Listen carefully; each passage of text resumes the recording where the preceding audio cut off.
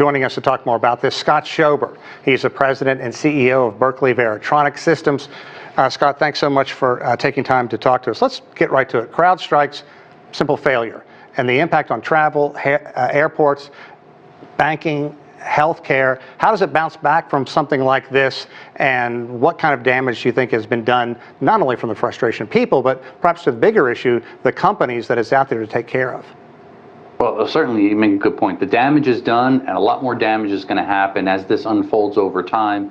Hit so many industries, and it was in a global sense. So that's why it was so profound, I think. And the irony of it, it wasn't really a cyber breach or cyber attack, which they're really instrumental in. They're really the premier company that's out there helping keep us all safe. I mean, they've got 72 billion market capitalization. They've done some incredible things, and I think they'll go on to continue to do that. But this is certainly difficult for their reputation. It's going to take some time to undo this.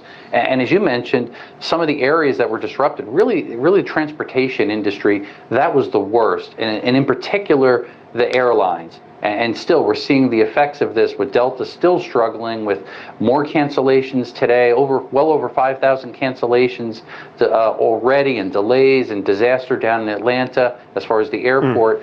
And if they don't do something in the next couple of days, it'll actually greatly affect the longevity of Delta as an airline. It's scary. Yeah, and Atlanta, the busiest airport in terms of takeoffs and landings in the United States every single day. Now, already investors are punishing the company. It went down 14% Friday, 13% again on Monday. The issue, as you've said, is being fixed.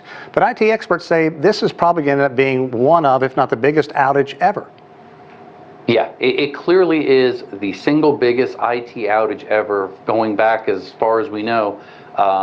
And I think the scarier part for me is what possibly could happen. It's not a cyber incident now. However, that being said, all the cyber criminals are looking at this saying, here is an opportunity, sending out phishing attacks, social engineering, fooling people on the phone, trying to get credentials, pretending they're CrowdStrike employees, saying, hey, I know your bank has had problems, we're here to help you, making up a story. And again, they're trying to garnish personal information so they can get into different networks and cause further havoc. And that's a real concern. Even the CEO of CrowdStrike said, please be careful. There's a lot of phishing attacks, a lot of redirects to different malicious websites.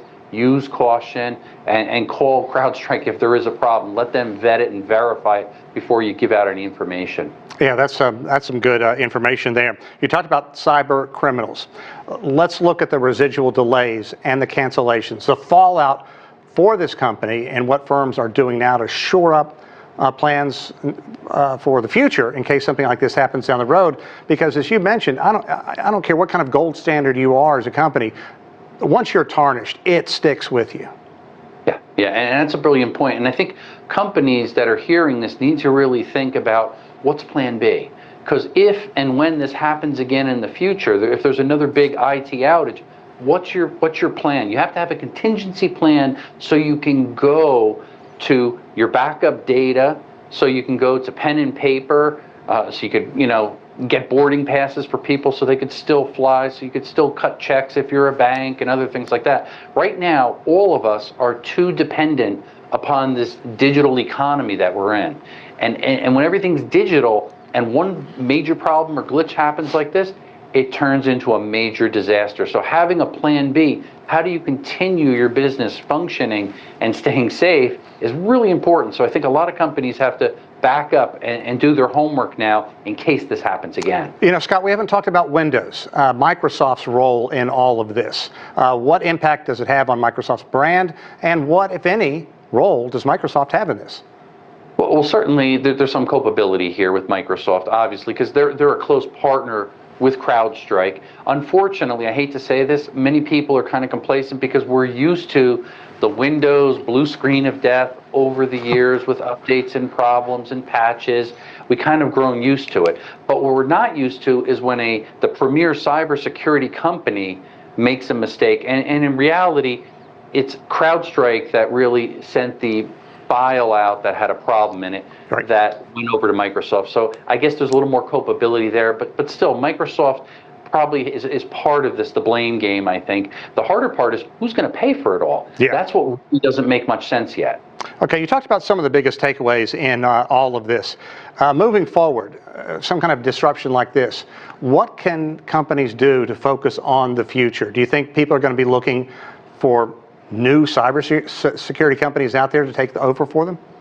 Yeah, that's a good point. Again, CrowdStrike is about the biggest, but there are a half dozen other companies that are vying for that position, and I think that's what you're going to start seeing. The Trend Micros of the world and other large organizations are going to be saying, "Hey, look at us here. We can keep you safer, more secure, more reliable." So these companies are going to be jockeying for position there to take away some of the business, and maybe it won't be existing customers that will abandon, but more likely new customers. Right. They're going to look at this and say, I better think twice and look at the competition before I sign up with CrowdStrike. That's just the nature of it. It's a very competitive landscape in cybersecurity, and CrowdStrike has done some great things, and even Microsoft, but I think the consumer and businesses do need to shop and need to look at other options as well.